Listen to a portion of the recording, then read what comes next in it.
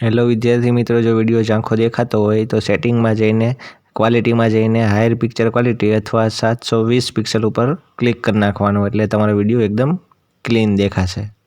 મિત્રો, welcome to YouTube channel D solution. આજે આપણે વાત કરવાની છે ધોરણ 8માં સમાજમાં આઈડિયલ સ્વાધ્યાય પોથીમાં સત્ર 2નો 13મો પાઠ છે માનવ સંસાધન. એ આજે આપણે જોવાનો છે. વિડીયો ગમે તો લાઈક કરજો, શેર કરજો, કોમેન્ટ કરજો અને બીજા વિદ્યાર્થી સુધી પણ આપણો વિડીયો પહોંચાડજો. ચાલો તો હવે આપણે વિડીયોની શરૂઆત કરીએ. પાઠનું નામ છે માનવ સંસાધન. એમાં સૌથી પહેલાં આવે છે વિકલ્પો. એમાં પહેલો વિકલ્પ છે ખાલી જગ્યા જ રાષ્ટ્રનું સૌથી મોટું સંસાધન ગણાય છે, તો જવાબ આવશે ડી વસ્તી. પછી બીજું છે વસ્તી વિતરણ શબ્દનો અર્થ શું છે, તો જવાબ આવશે સી કોઈ આપેલા ક્ષેત્રના લોકો કયા સ્વરૂપે ફેલાયેલા છે. પછી ત્રીજું ઈસવીસન 1999માં વિશ્વની વસ્તી કેટલી હતી, તો જવાબ આવશે સી 6 અબજ. પછી ચોથું વિશ્વની કુલ વસ્તીના લગભગ કેટલા લોકો એશિયા અને આફ્રિકા ખંડમાં વસવાટ કરે છે, તો જવાબ આવશે બી 3/4. પછી પાંચમું વર્ષ 2011 પ્રમાણે ભારતનું સરેરાશ સ્ત્રી પુરુષ પ્રમાણ ખાલી જગ્યા છે, તો જવાબ આવશે બી 943. પછી છઠ્ઠું ભારતના કયા રાજ્યમાં સૌથી ઓછી વસ્તી ગીચતા છે, તો જવાબ આવશે ડી અરુણાચલ પ્રદેશ. પછી સાતમું ખાલી જગ્યાએ 3 મુખ્ય પરિબળો કયા છે જેમાં વસ્તીમાં પરિવર્તન થાય છે, તો જવાબ આવશે બી જન્મ, મૃત્યુ અને સ્થાનાંતર. સ્થાનાંતર એટલે કે એક જગ્યાએથી બીજી જગ્યાએ જવું. પછી આઠમું ભારતના કયા પ્રદેશમાં વધુ વસ્તી ગીચતા જોવા મળે છે, તો જવાબ આવશે બી ગંગાનો મેદાની પ્રદેશ. પછી આગળ આવે છે 9મો પ્રશ્ન. ખૂબ જ ગરમ તથા ખૂબ જ ઠંડા વિસ્તારોની આબોહવા ખાલી જગ્યા આબોહવા કહેવાય છે, તો જવાબ આવશે બી વિષમ. પછી 10મું નીચેનામાંથી કયું પરિબળ વસ્તી ગીચતા પર અસર કરતું નથી, તો જવાબ આવશે બી જાતિ. પછી 11મું વસ્તી વિતરણ પર નીચેનામાંથી કયું સામાજિક પરિબળ અસર કરતું નથી, તો જવાબ આવશે બી સ્ત્રી પુરુષ પ્રમાણ. પછી 12મું વસ્તીની દ્રષ્ટિએ ભારતનું પ્રથમ ક્રમાંકનું રાજ્ય કયું છે, તો જવાબ આવશે સી ઉત્તર પ્રદેશ. પછી 13મું ભારતની કુલ વસ્તીનો કેટલો ભાગ કૃષિ પર આધારિત છે, તો જવાબ આવશે બી 2/3. પછી 14મું ભારતમાં હાલમાં ખાલી જગ્યા ટકા યુવા વસ્તી છે, તો જવાબ આવશે સી 19.4. પછી આગળ 15મું ભારતમાં સ્ત્રી પુરુષનું પ્રમાણ વર્ષ 1901માં ખાલી જગ્યા જ્યારે વર્ષ 2011માં ખાલી જગ્યા હતું, જવાબ આવશે બી 1901માં 972 અને 2011માં 943. પછી 16મું અમારા ગામમાં 7થી વધુ ઉંમરની વસ્તી 700 છે, તેમાંથી 630 વ્યક્તિ સાક્ષર છે, તો અમારા ગામનો સાક્ષરતા દર શું હશે, તો જવાબ આવશે સી 90%. પછી 17મું ઈસવીસન 2011માં ભારતનો સાક્ષરતા દર ખાલી જગ્યા ટકા થયો, તો જવાબ આવશે બી 74.04%. પછી 18મું આપણા દેશમાં મહિલા સાક્ષરતાનું પ્રમાણ કેટલું છે, તો જવાબ આવશે બી 65.4%. પછી 19મું મિઝોરમનો સાક્ષરતા દર કેટલો છે, તો જવાબ આવશે બી 91.6%. પછી આગળ આવે છે ખાલી જગ્યા પૂરો. એમાં પહેલું છે વિશ્વમાં વસ્તીની દ્રષ્ટિએ ભારત પ્રથમ ક્રમે છે, એટલે હાલની પરિસ્થિતિ મુજબ. પછી બીજું છે વિશ્વની 90%થી વધારે વસ્તી પૃથ્વીના લગભગ 30% વિસ્તારમાં વસવાટ કરે છે. પછી ત્રીજું ઉતાર ગોળાર્ધમાં વધારે વસ્તી વસવાટ કરે છે. પછી ચોથું વિશ્વની 60% વસ્તી ફક્ત 10 દેશોમાં વસવાટ કરે છે. પછી પાંચમું વર્ષ 2011 પ્રમાણે વિશ્વની સરેરાશ વસ્તી ગીચતા 54 છે. પછી છઠ્ઠું ભારતમાં કેરળ રાજ્યમાં સાક્ષરતાનો દર સૌથી વધુ છે. પછી સાતમું ગુજરાતમાં વસ્તી ગીચતાનું પ્રમાણ 308 છે. પછી આઠમું દક્ષિણ આફ્રિકાની હીરાની ખાણો આગળ વધુ વસ્તી જોવા મળે છે. પછી નવમું જાપાનનું ઓસાકા અને ભારતનું મુંબઈ શહેર આર્થિક પરિબળને લીધે ગીચ વસવાટના ક્ષેત્રો બન્યા છે. પછી 10મું સિક્કિમની વસ્તી 6.10 લાખ છે. પછી 11મું સંયુક્ત રાજ્ય અમેરિકાની 5% વસ્તી ખેતી, પશુપાલન જેવા પ્રાથમિક કાર્યોમાં જોડાયેલી છે. પછી 12મું ભારતના ઔદ્યોગિક ક્ષેત્ર સાથે 10% વસ્તી જોડાયેલ છે. પછી 13મું ગુજરાતમાં 19.45% યુવા વસ્તી છે. પછી 14મું કેરળમાં સ્ત્રી પુરુષનું પ્રમાણ 1084 છે. પછી 15મું ઈસવીસન 1901માં ભારતમાં સાક્ષરતાનો દર 5% હતો. પછી 16મું આપણા દેશમાં લગભગ 82.1% પુરુષો સાક્ષર છે. સાક્ષર એટલે કે ભણેલા. પછી આગળ આવે છે ખરા ખોટા.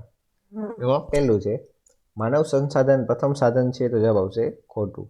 પછી બીજું છે માનવ સંસાધન વિશ્વમાં સમાન રીતે વિતરણ પામેલ છે, તો જવાબ આવશે ખોટું. પછી ત્રીજું વિશ્વમાં વસ્તીનું વિતરણ ખૂબ જ અસમાન છે, તો જવાબ આવશે સાચું. પછી ચોથું છે વિશ્વ ગીચતાનો દર ચોરસ કિલોમીટરમાં રજૂ કરી શકાય છે, તો જવાબ આવશે સાચું. પછી પાંચમું ખનિજ સંસાધનવાળા વિસ્તારો વધુ વસ્તી ધરાવે છે, તો જવાબ આવશે સાચું. પછી છઠ્ઠું મધ્ય પૂર્વ એશિયામાં ખનિજ તેલની સારી ઉપલબ્ધતા લોકોને ત્યાં વસવાટ કરવા પ્રેરિત કરે છે, તો જવાબ આવશે સાચું. પછી સાતમું સામાજિક પરિબળને કારણે પુણેમાં વસ્તી ગીચતા વધુ જોવા મળે છે, તો જવાબ આવશે સાચું. પછી આઠમું ભારતમાં વસ્તી વિતરણ એક સમાન જોવા મળે છે, તો જવાબ આવશે ખોટું. પછી નવમું વિશાળ વિસ્તાર ધરાવતા રાજ્યમાં વસ્તી ખૂબ જ વધારે હોય, જવાબ આવશે ખોટું. પછી 10મું વિસ્તારની દ્રષ્ટિએ મધ્યપ્રદેશ ભારતનું બીજું સૌથી મોટું રાજ્ય છે, તો જવાબ આવશે સાચું. પછી 11મું ભારતની વ્યવસાયિક સંરચના સંતુલિત છે, તો જવાબ આવશે ખોટું. પછી 12મું જાપાનના કુલ વસ્તીના 10%થી ઓછા લોકો ખેતી જેવી પ્રાથમિક પ્રવૃત્તિમાં જોડાયેલા છે, તો જવાબ આવશે સાચું. પછી 13મું આપણા દેશમાં પુરુષોની સરખામણીએ સ્ત્રીઓની સંખ્યા વધુ છે, તો જવાબ આવશે ખોટું. પછી 14માં કેરળમાં સાક્ષરતા 49% છે, તો જવાબ આવશે ખોટું. પછી આગળ આવે છે ચોથો પ્રશ્ન, નીચેના પ્રશ્ન 1-2 વાક્યમાં ઉત્તર લખો. પછી પહેલો પ્રશ્ન છે વિશ્વના કયા વિસ્તારો ગીચ વસ્તી ધરાવે છે, તો જવાબ આવશે દક્ષિણ પૂર્વ એશિયા, યુરોપ અને ઉત્તર પૂર્વ અમેરિકાના વિસ્તારો ગીચ વસ્તી ધરાવે છે. પછી બીજો કયા વિસ્તારમાં ખૂબ જ ઓછી વસ્તી વસવાટ કરે છે, તો કે ઊંચા અક્ષાંશીય ક્ષેત્રો, ઉષ્ણકટિબંધીય રણ વિસ્તારો, પર્વતો અને વિષુવવૃત્તીય જંગલોના વિસ્તારોમાં ખૂબ ઓછી વસ્તી વસવાટ કરે છે. પછી ત્રીજું વસ્તી ગીચતાનો અર્થ શું છે, તો કે પૃથ્વી સપાટીના એકમ ક્ષેત્રમાં વસવાટ કરનારા લોકોની સંખ્યાને વસ્તી ગીચતા કહે છે. પછી ચોથું સૌથી વધુ વસ્તી ગીચતા ધરાવતા દુનિયાના 3 ભાગ જણાવો, તો કે દક્ષિણ મધ્ય એશિયા, પૂર્વ એશિયા અને દક્ષિણ પૂર્વ એશિયાના દુનિયાના સૌથી વધુ વસ્તી ગીચતા ધરાવતા ભાગ છે. પછી પાંચમું ભારતમાં સૌથી સાક્ષરતા દર કયા રાજ્યમાં છે અને કેટલો, તો કે ભારતમાં સૌથી વધુ સાક્ષરતા દર કેરળ રાજ્યમાં 93.91% જેટલો છે. પછી છઠ્ઠું સાંસ્કૃતિક પરિબળના કારણે વધુ વસ્તી ગીચતા ધરાવતા શહેરો જણાવો, તો કે વારાણસી, જેરુસલેમ અને વેટિકન સિટી સાંસ્કૃતિક પરિબળના કારણે વધુ વસ્તી ધરાવતા શહેરો છે. પછી આગળ આવે છે સાતમું ભારતના કયા 5 રાજ્યોમાં દેશની અડધાથી વધુ વસ્તી વસવાટ કરે છે, તો ભારતના ઉત્તર પ્રદેશ, મહારાષ્ટ્ર, બિહાર, પશ્ચિમ બંગાળ અને આંધ્રપ્રદેશમાં દેશની અડધાથી વધુ વસવાટ કરે છે. પછી આઠમું ક્ષેત્રફળની દ્રષ્ટિએ ભારતનું સૌથી મોટું રાજ્ય કયું છે, તો કે ક્ષેત્રફળની દ્રષ્ટિએ ભારતનું સૌથી મોટું રાજ્ય રાજસ્થાન છે. પછી આગળ નવમું જાતિ પ્રમાણની સંકલ્પના સમજાવો, તો કે પ્રતિ 1000 પુરુષોની વસ્તીમાં સ્ત્રીઓની વસ્તીને સ્ત્રી પુરુષનું પ્રમાણ કે જાતિ પ્રમાણ કહે છે. પછી 10મું સ્ત્રી પુરુષનું પ્રમાણ શોધવાનું સૂત્ર જણાવો, તો કે સ્ત્રી પુરુષનું પ્રમાણ બરાબર મહિલાની વસ્તી છેદમાં પુરુષની વસ્તી એને ગુણ્યા 1000. પછી આગળ આવે છે 11મું કયા રાજ્ય કે કેન્દ્ર શાસિત પ્રદેશમાં પુરુષો કરતાં સ્ત્રીઓનું પ્રમાણ વધુ છે, તો કે કેરળ અને પુડુચેરીમાં પુરુષો કરતાં સ્ત્રીઓનું પ્રમાણ વધુ છે. પછી 12મું સાક્ષરતા કોને કહે છે, તો કે 7 વર્ષ કે તેનાથી વધુ વય જૂથની કોઈપણ વ્યક્તિ કોઈપણ એક ભાષા વાંચીને લખીને સમજી શકતી હોય તો તે સાક્ષર કહેવાય અને તેના આ ગુણને કે કૌશલ્યને સાક્ષરતા કહે છે. પછી 13મું સાક્ષરતા દર શોધવાનું સૂત્ર જણાવો, તો કે સાક્ષરતા દર બરાબર 7 વર્ષ કે તેનાથી વધુ ઉંમરના સાક્ષર વ્યક્તિઓની વસ્તી છેદમાં 7 વર્ષ કે તેનાથી વધુ ઉંમરની વસ્તી એને ગુણ્યા 100. પછી આગળ આવે છે 14મો પ્રશ્ન, ભારતમાં પ્રથમ 3 ક્રમે આવતા સાક્ષર રાજ્યો કે કેન્દ્ર શાસિત વિસ્તારો કયા છે, તો કે કેરળ, લક્ષદ્વીપ અને મિઝોરમ ભારતના પ્રથમ 3 ક્રમે આવતા સાક્ષર રાજ્યો કે કેન્દ્ર શાસિત વિસ્તારો છે. પછી 15મું ગુજરાત રાજ્યનો સાક્ષરતા દર કેટલો છે, તો કે ગુજરાત રાજ્યનો સાક્ષરતા દર 79.31% છે. પછી 16મું ભારતમાં સૌથી ઓછો સાક્ષરતા દર કયા રાજ્યમાં છે અને કેટલો, તો કે ભારતમાં સૌથી ઓછો સાક્ષરતા દર બિહારમાં 63.8% છે. પછી 17મું કયા રાજ્યોના વસ્તી વૃદ્ધિના પ્રમાણની સાક્ષરતાની ટકાવારી ખૂબ જ ઓછી છે, તો કે ભારતના અરુણાચલ પ્રદેશ, રાજસ્થાન, ઝારખંડ, આંધ્રપ્રદેશ જેવા રાજ્યોમાં વસ્તી વૃદ્ધિના પ્રમાણમાં સાક્ષરતાની ટકાવારી ખૂબ જ ઓછી છે. પછી આગળ આવે છે 5મા નંબરનો પ્રશ્ન, નીચેના પ્રશ્નોના મુદ્દાસર ઉત્તર આપો. જો વિડીયો ગમ્યો હોય તો લાઈક કરજો, શેર કરજો, કોમેન્ટ કરજો અને બીજા વિદ્યાર્થી સુધી પણ આપણો વિડીયો પહોંચાડજો, જેથી કરીને બીજા વિદ્યાર્થીને પણ આપણો વિડીયો સરળતાથી મળી શકે અને એ પણ ભણી શકે. ચાલો મુદ્દેસરમાં પહેલો પ્રશ્ન છે, વસ્તી વિતરણને અસર કરનારા ભૌગોલિક પરિબળો કયા કયા છે? કોઈ પણ બે પરિબળોની ભૂમિકાનું વર્ણન કરો. તો કે વસ્તી વિતરણને અસર કરનારા ભૌગોલિક પરિબળોમાં પ્રાકૃતિક રચના, આબોહવા, જમીન, જળ, ખનિજ વગેરે પરિબળોનો સમાવેશ થાય છે. એમાં પેલું છે પ્રાકૃતિક રચના. તો કે માનવી હંમેશા પર્વતો અને ઉચ્ચ પ્રદેશની સરખામણીએ મેદાની વિસ્તારોમાં રહેવાનું વધારે પસંદ કરે છે, કારણ કે મેદાની વિસ્તાર ખેતી, ઉદ્યોગો અને સેવા પ્રવૃત્તિ માટે વધુ ઉપયોગી હોય છે. ગંગાના મેદાન વિશ્વના સૌથી વધારે ગીચ વસ્તી ધરાવતા વિસ્તાર છે, જ્યારે એન્ડ્રીઝ, આલ્પ્સ અને હિમાલય પર્વત વિસ્તારમાં નહીવત વસ્તી વસવાટ કરે છે. પછી આબોહવા છે એમાં પરિબળ. તો કે વસ્તી સામાન્ય રીતે વિષમ તીવ્ર આબોહવા એટલે કે ખૂબ ગરમ અથવા ખૂબ ઠંડા વિસ્તારોમાં જેમ કે સહારાનું રણ, રશિયાના ધ્રુવ પ્રદેશ, કેનેડા કે એન્ટાર્કટિકામાં વસવાટ એટલે કે રહેવાનું પસંદ કરતી નથી. પછી બીજો છે, ભારતમાં વસ્તી વિતરણ સાથી અસમાન જોવા મળે છે? તો કે સામાન્ય રીતે મોટા વિસ્તારમાં રાજ્યોમાં વધુ વસ્તી હોય છે, પરંતુ આ નિયમ ત્યારે જ લાગુ પડે જ્યારે ત્યાંની જમીન સમતળ હોય, ફળદ્રુપ હોય અને કુદરતી સંસાધનોથી ભરપૂર હોય, કેમ કે વસ્તીનો આધાર પ્રાકૃતિક, સામાજિક, આર્થિક સંસાધનો પર રહેલો છે. જે રાજ્યમાં સમતળ, ફળદ્રુપ જમીન, જળ, ખનિજની ઉપલબ્ધતા, રોજગારીની તકો, શિક્ષણ અને સ્વાસ્થ્યની સુવિધાઓ યોગ્ય પ્રમાણમાં પ્રાપ્ત થાય છે, ત્યાં વધુ વસ્તી ગીચતા જોવા મળે છે. પછી જ્યારે આનાથી વિરુદ્ધ પરિસ્થિતિમાં ઓછી વસ્તી ગીચતા જોવા મળે છે.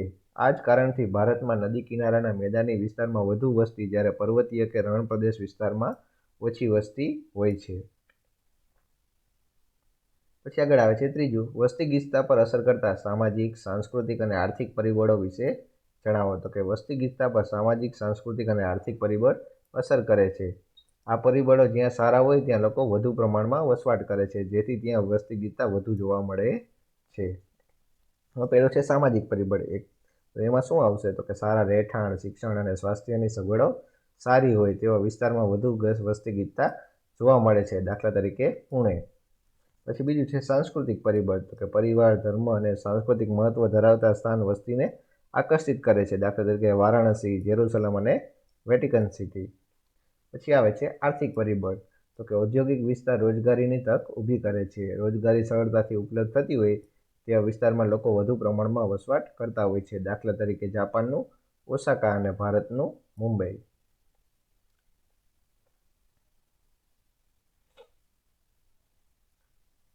પછી આગળ આવે છે ચોથા નંબરનો પ્રશ્ન, આપેલા કોષ્ટકના આધારે નીચે આપેલા પ્રશ્નોના ઉત્તર તેમાંથી શોધીને લખો. અહીંયા તમને આપેલું છે કોષ્ટક કે ભારતના વિવિધ પ્રદેશોની વસ્તી ગીચતા માહિતી વર્ષ 2011નું ભારતનું વસ્તી ગીચતાનું તમને આપેલું છે. અહીંયા રાજ્યના નામ આપેલા છે, અહીંયા વસ્તી ગીચતા છે, અહીંયા સ્ત્રી પુરુષનું પ્રમાણ છે અને અહીંયા સાક્ષરતાનો દર છે, એટલે કે કેટલા લોકો સારી રીતે ભણેલા છે એ મુજબ. બરાબર. અહીંયા દિલ્હીનું છે, રાજસ્થાન છે, આ પશ્ચિમ બંગાળ છે, મધ્યપ્રદેશ છે અને ગુજરાતનું આપેલું છે. એના ઉપરથી તમારે પ્રશ્નના જવાબ આપવાના છે. એમાં પહેલું છે કે ભારતના સરેરાશ સ્ત્રી પુરુષ પ્રમાણ કરતાં કોષ્ટકમાં આપેલા પ્રદેશો પૈકી કયા પ્રદેશમાં પ્રમાણ વધુ અને કયા પ્રદેશમાં ઓછું છે? તો સ્ત્રી પુરુષનું પ્રમાણ ભારતમાં સરેરાશ સ્ત્રી પુરુષ પ્રમાણ કરતાં દિલ્હી, રાજસ્થાન અને મધ્યપ્રદેશ અને ગુજરાતમાં સ્ત્રી પુરુષ પ્રમાણ ઓછું અને પશ્ચિમ બંગાળ આ પ્રમાણમાં વધારે છે. તો પશ્ચિમ બંગાળમાં હાઈએસ્ટ છે, જ્યારે બાકી બધીમાં સ્ત્રી પુરુષનું પ્રમાણ ઓછું છે. પછી બીજો પ્રશ્ન છે, કોષ્ટકમાં આપેલા પ્રદેશો પૈકી સૌથી વધુ વસ્તી ગીચતા અને સૌથી ઓછી વસ્તી ગીચતા કયા પ્રદેશમાં છે? તો કે સૌથી વધુ વસ્તી ગીચતા દિલ્હી અને સૌથી ઓછી વસ્તી ગીચતા રાજસ્થાનમાં છે. તો સૌથી વધુ વસ્તી ગીચતા દિલ્હીમાં અને સૌથી ઓછી રાજસ્થાનમાં 200 જેટલી છે અને દિલ્હીમાં છે 11,320. પછી ત્રીજું, ભારતના સરેરાશ સાક્ષરતા દર કરતાં કોષ્ટકમાં આપેલ પ્રદેશો પૈકી કયા પ્રદેશમાં સૌથી વધુ સાક્ષરતા છે? તો કે ભારતના સરેરાશ સાક્ષરતા દર કરતાં દિલ્હી, પશ્ચિમ બંગાળ અને ગુજરાતનો સાક્ષરતા દર વધારે છે. બરાબર. દિલ્હીનો વધારે છે, પછી ગુજરાતનો છે અને પશ્ચિમ બંગાળનો પણ વધારે છે. પછી આગળ આવે છે છઠ્ઠો પ્રશ્ન, ટૂંક નોંધ લખો. એમાં પહેલું છે સ્ત્રી પુરુષનું પ્રમાણ. તો કે પ્રતિ 1000 પુરુષોની વસ્તીમાં સ્ત્રીઓની વસ્તીને સ્ત્રી પુરુષનું પ્રમાણ કહે છે, જેને નીચેના સૂત્રો દ્વારા શોધી શકાય. તો કે સ્ત્રી પુરુષનું પ્રમાણ બરાબર મહિલાની વસ્તી છેદમાં પુરુષની વસ્તી એને ગુણ્યા 1000. આપણા દેશમાં પુરુષનું પ્રમાણ વધારે છે. ઈસવીસન 1901માં ભારતમાં સ્ત્રી પુરુષનું પ્રમાણ 972 હતું, જે ત્યાર પછી સતત ઘટતું ગયું. પરંતુ છેલ્લા દશકામાં એટલે કે છેલ્લા 10 વર્ષમાં સુધારો થતાં ઈસવીસન 2011માં આ પ્રમાણ 943નું છે. કેરળમાં અને પુડુચેરીમાં મહિલાઓની સંખ્યા પુરુષોની સંખ્યા કરતાં વધુ છે. કેરળમાં આ પ્રમાણ 1084 અને પુડુચેરીમાં આ પ્રમાણ 1037 છે. પછી બીજું છે ભારતમાં વસ્તી વિતરણ. તો કે ભારતમાં વસ્તીનું વિતરણ અસમાન છે, એટલે કે આડું-અવળું છે. ભારતમાં વિવિધ પ્રકારનો ભૂપૃષ્ઠ ધરાવતો દેશ છે. અહીં નદી કિનારાના મેદાન, ખીણ વિસ્તાર, પર્વત, ઉચ્ચ પ્રદેશ, જંગલ વિસ્તાર અને રણ પ્રદેશ આવેલા છે. પરિણામે જે વિસ્તારમાં સપાટ અને ફળદ્રુપ જમીન હોય ત્યાં રોજગારીની તકો વધુ હોય તેમજ કુદરતી સંસાધનો સરળતાથી ઉપલબ્ધ હોય ત્યાં વસ્તીનું પ્રમાણ પણ વધુ હોય છે. જ્યારે પર્વતીય પ્રદેશ, રણ પ્રદેશમાં વસ્તીનું પ્રમાણ ઓછું છે. ક્ષેત્રફળની દ્રષ્ટિએ ક્રમશઃ રાજસ્થાન અને મધ્યપ્રદેશ સૌથી મોટા રાજ્યો છે. પરંતુ અહીં ભારતની કુલ વસ્તીના ક્રમશઃ 5.66% અને 6% વસ્તી વસવાટ કરે છે. જ્યારે ઉત્તર પ્રદેશ 7.26% ક્ષેત્રફળ ધરાવતું હોવા છતાં સૌથી વધુ 16.51% વસ્તી ધરાવે છે. જ્યારે 2.6% ક્ષેત્રફળવાળા બિહારમાં આશરે 8.60% વસ્તી વસવાટ કરે છે. ભારતના ગંગા નદીના મેદાની પ્રદેશમાં વસ્તી ગીચતા વધુ જોવા મળે છે. આ ઉપરાંત મુંબઈ, દિલ્હી, કોલકાતા જેવા મહાનગરોમાં પણ વસ્તી ગીચતા વધુ હોય છે. પછી આગળ આવે છે 7મા નંબરનો પ્રશ્ન, નીચેના પ્રશ્નોના ટૂંકમાં ઉત્તર આપો. એમાં પહેલો છે, વસ્તીને એક સંસાધન તરીકે કેમ સમજવામાં આવે છે? તો કે માનવી પોતાની આવડત અને કૌશલ્યની મદદથી પોતાની જરૂરિયાત સંતોષવા જુદા જુદા તત્વોને ઉપયોગમાં લે છે, ત્યારે તે સંસાધન કહેવાય છે. આમ ઉપયોગિતા એ સંસાધનનો અગત્યનો ગુણધર્મ છે. માનવી પોતાની જરૂરિયાતો અને યોગ્યતાને સંસાધનમાં પરિવર્તિત કરે છે. આમ માનવી પણ સંસાધન બને છે. એક માનવીનો બીજા માનવીઓ પોતાની જરૂરિયાત સંતોષવા ઉપયોગ કરે છે. આથી વસ્તીને એક સંસાધન કહી શકાય. પછી બીજું છે, જમીન વસ્તી ગીચતા પર કેવી રીતે અસર કરે છે? તો કે ખેતી એ વિશ્વના ઘણા બધા લોકોનો મુખ્ય વ્યવસાય છે. આથી જે વિસ્તારની જમીન ફળદ્રુપ અને ખેતી માટે ઉપયોગી છે તે વિસ્તારમાં આજે પણ ગીચ વસ્તી જોવા મળે છે.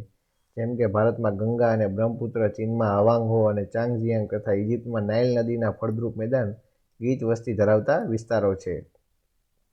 પછી ત્રીજું, આર્થિક પરિબળો વસ્તી વિતરણમાં કેવો ભાગ ભજવે છે?